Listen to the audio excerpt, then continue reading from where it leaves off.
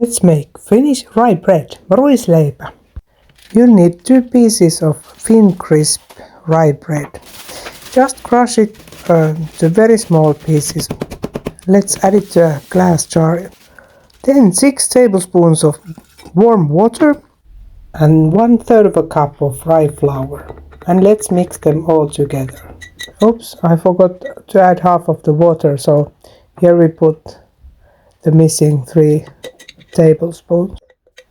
Well, this doesn't seem too complicated. So let's just cover this and put it to a warm place for 24 hours. Oven works well. Next day then, let's see how it is. It has been producing some bubbles and the scent is also a bit sour. Excellent. Let's feed it then. 1/4 of a cup of water, that's warm water again, and then 1/3 of a cup of rye flour. And let's mix it. It looks a bit like a very loose porridge.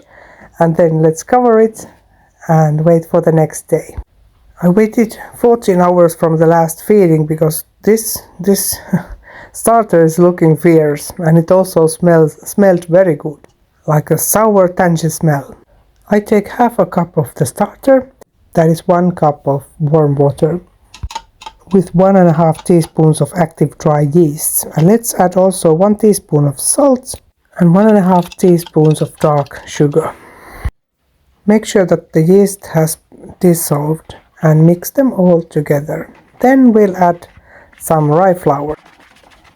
A little by little I add 1.5 cups of rye flour. This is plain rye flour. There was only one kind in the store. And then it looks quite okay already, but we'll add a little bit of wheat flour. 1/4 cup of wheat flour, because it will be easier to handle. You can also leave it out. Traditionally this bread does not have even the yeast or sugar, but I wanted to make sure that it will rise nicely. Besides, my favorite bread also has yeast and some sugar there as well. Then after 3 hours it was looking really good. It has doubled in size, and I will add half a cup of rye flour more there, because it was looking a little bit too soft still. It needs to be soft, but if it's too soft it's really difficult to handle. I use plenty of rye flour here, sometimes a little bit of wheat flour as well on the table when I need it, and then I will do the shaping. This dough is sticky, so I'm adding all the time a little bit of flour to my hands as well. Well, if I would be doing a traditional loaf, it would be a circular like this, a little kind of like a ball, a bit like this. It could even have a peak in the middle. But this time I will try to make lookalikes of my favorite bread, Ruispalat, and we'll need to make the dough a lot flatter for that. I use a rolling pin and a lot of flour. I needed to do it twice because it was sticking to the table too much. So let's go again. Let's keep on rolling it, and the thickness should be about 1/2 inch. And of course, when you are almost ready, something could happen. Of course this happens and it breaks. Okay, but no worries. Just put a little bit of flour there and tap it around and roll it over.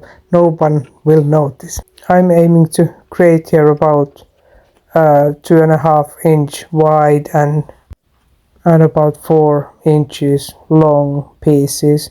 You can shape them as you like, but this is the size I like to eat. So let's just add the pieces to a baking paper. They will not grow in the oven. Oh, remember, this is important. Take a piece of the dough and put it to the freezer, so that you will have the starter for next time. These are not decorations, by the way, and it's a little bit difficult to make, but use some water, it will be easier. It will be for air, so that these will not rise too much in the oven. Then tuck in the corners so that they won't burn in the oven.